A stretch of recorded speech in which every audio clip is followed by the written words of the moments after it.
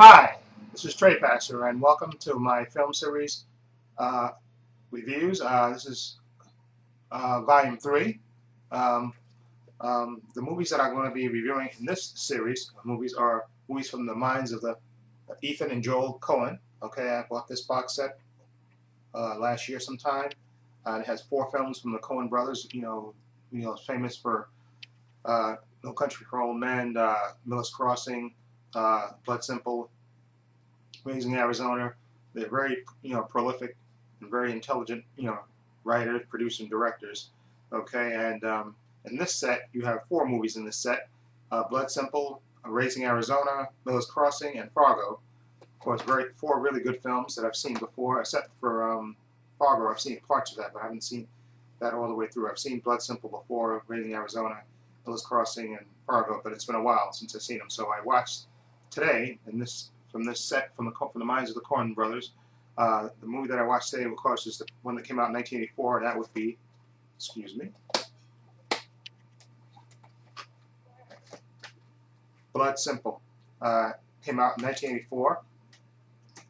Okay, and this one, director, Joel Coen directed it, but Ethan, they collaborate together. So it was written, of course, by Joel and Ethan Coen, and it stars John Getz, Frances McDormand, Dan Hayter, and Emmett Walsh. Okay.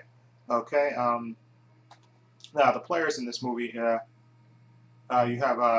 Dan Hayter. He plays Julian Marty. He's a bar owner, and his wife, played by Frances McDormand, is named Abby. Okay, and he suspects that his wife is, cheating on him. So he hires this private detective, Lauren Weiser, played by Emmett Walsh. And the story takes place in Texas. And you have a little prologue where basically Emmett Walsh, who plays the sleazy private detective, basically tells you how basically when you're in Texas, it's everybody for themselves. Basically, you're on your own.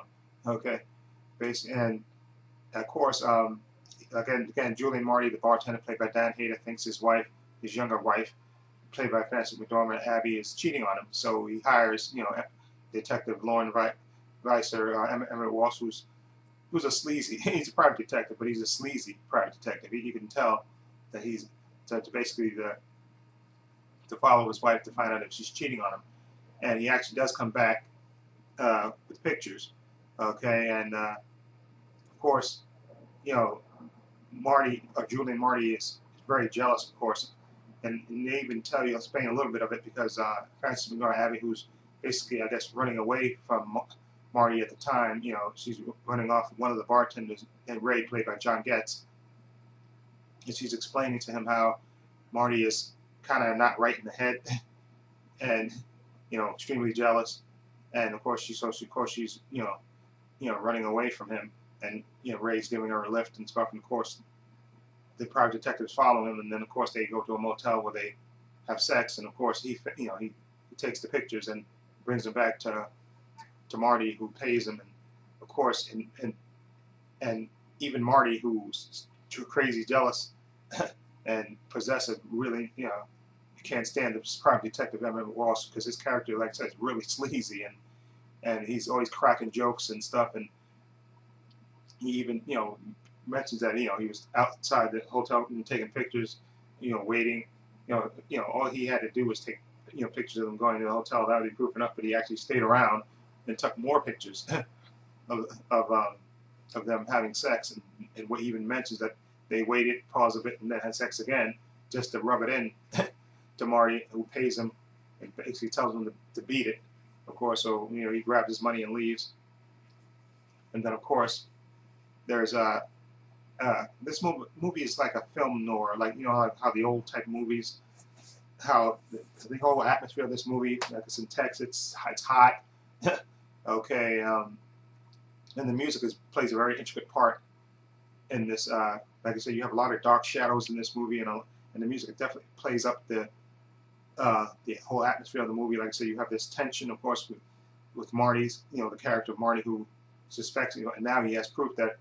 this bartender Ray is having, sleeping with his wife, and of course, this dude Ray goes back to basically to settle up to get money from him, but of course, Marty basically threatens him and tells him, "Don't come around here anymore."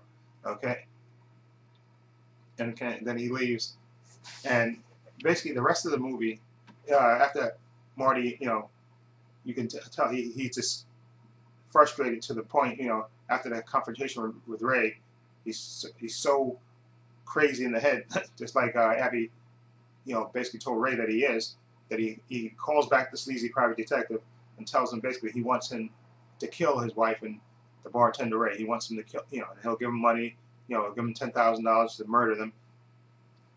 And of course, the detective tells him, the private detective takes the money and tells him to go ahead and go fishing for a while, of course, and then come back. And the rest of the movie is a bunch of misunderstandings and violence and murder, and it's a really, really intense movie to watch. Like I said, it's like those old classic film noirs that were made in the 40s, where you had the cheating wife and the private detective that gets hired to, the tailor and stuff, and there's murder and stuff. And this has all of it in there. You get the sleazy private detective, you have murder in there, you have infidelity, okay, you have misunderstandings, which leads to plays a large part in this movie. Okay, and this is a great debut for the Coen brothers. Okay, like I said, the music also in this movie lends to the whole atmosphere of the movie. Okay, and it's just a really, really intense movie to watch. Okay, without spoiling what happens, it's a really, really intense movie, and saying you have good performance, especially Emmett Walsh is really good as the sleazy private detective. Okay, and Dan Hayter is good too as Marty, the jealous husband, and then of course you have Frances McDormand and John Getz, who plays the lovers, I guess, and they're decent as well. But I think it's just really Emmett Walsh in this movie. He was really, really super sleazy in this movie, and he really plays his part. And like I say, he narrates part of the movie as well. Okay, and just a really good movie. I would give this movie, especially for a debut, I would give this movie a 7.5 or an 8. No, Blood Simple? No, I'm going to give it an 8, just because the whole atmosphere, the whole misunderstandings, the whole things are not as they appear to be in this movie. Okay, and the whole setting of the movie and the way it's shot and the way the Coens used the music also to set a mood for the scenes. Really, really good, and definitely you can tell from this movie that they, of course, are very talented and of course, which later you see with their later movies as well. Okay, and again, I give Blood Simple an 8 out of 10. Okay, so that's my review of Blood Simple for my film series number 3. Okay, and so next week I'm doing these in the order I guess that they were made. So Blood Simple was this week, and I guess next week would be Raising Arizona. This came out in 1985, Blood Simple, and what movie came out 2 years later would be Raising Arizona with Nicolas Cage and Holly Hunter. Okay, I'll be reviewing that next week. Okay, so let me know what you think of my review of Blood Simple. Feel free to leave comments down below. And this is Trey Pastor saying so long and take care.